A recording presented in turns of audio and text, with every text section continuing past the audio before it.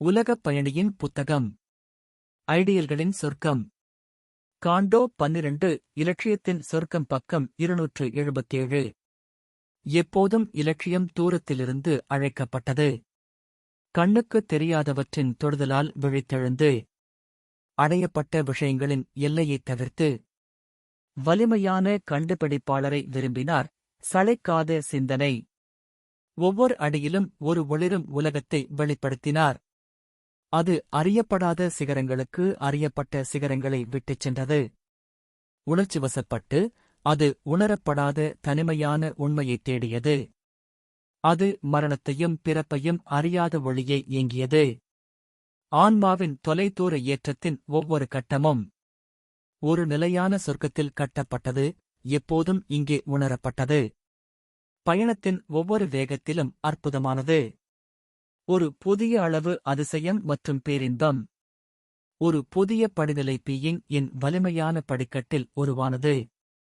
ஒரு பெரிய அகலமான படி. அங்கு எரியும் ஆவி நடுங்குவது போல. தனது சுடரால் அழியாத நம்பிக்கையைத் தாங்கி.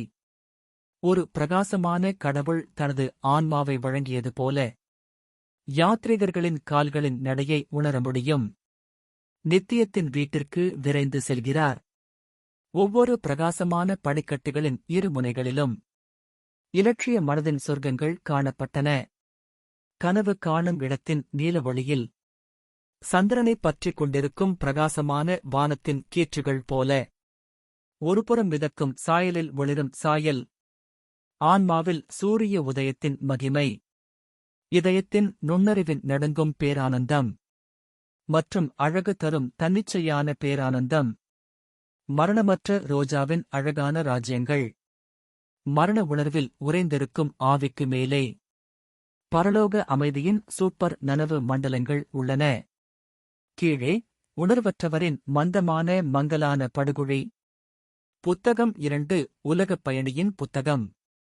காண்டோ 12 இலட்சியத்தின் சொர்க்கம் பக்கம் 278.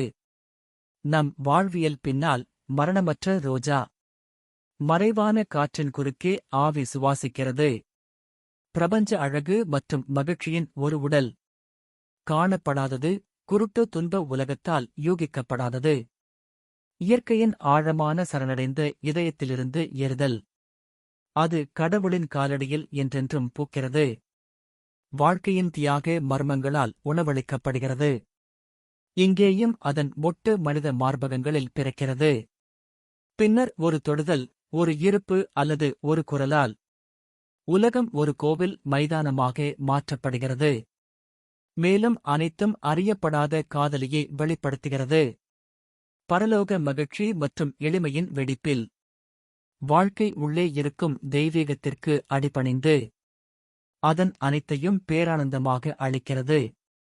மேலும் ஆன்மா மகிழ்ச்சிக்குத் திறக்கிறது. ஒருபோதும் முழுமையாக நிறுத்த முடியாத ஒரு பேரானந்தம் உணரப்படுகிறது. சிவப்பு ஆசையின் நமது பூமியை பொன்னிறமாக்கும். இரகசிய அருள் மலர்களின் திடீர் மர்மம்.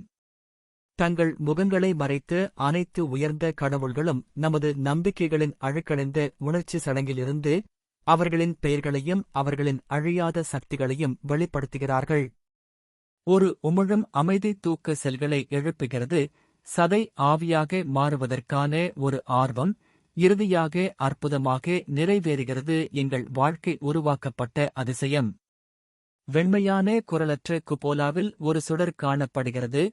அழியாத ஒளியின் முகங்கள், பிறப்பு மற்றும் இறப்பு அறியாத பிரகாசமான கைகால்கள், சூரியனின் முதல் பிறந்தவருக்கு பால் கொடுக்கும் மார்பகங்கள், சிந்தனையின் தீவிர அமைதிகளைக் கூட்டும் இறக்கைகள், ஆன்மீக இடத்தைப் பார்க்கும் கண்கள்.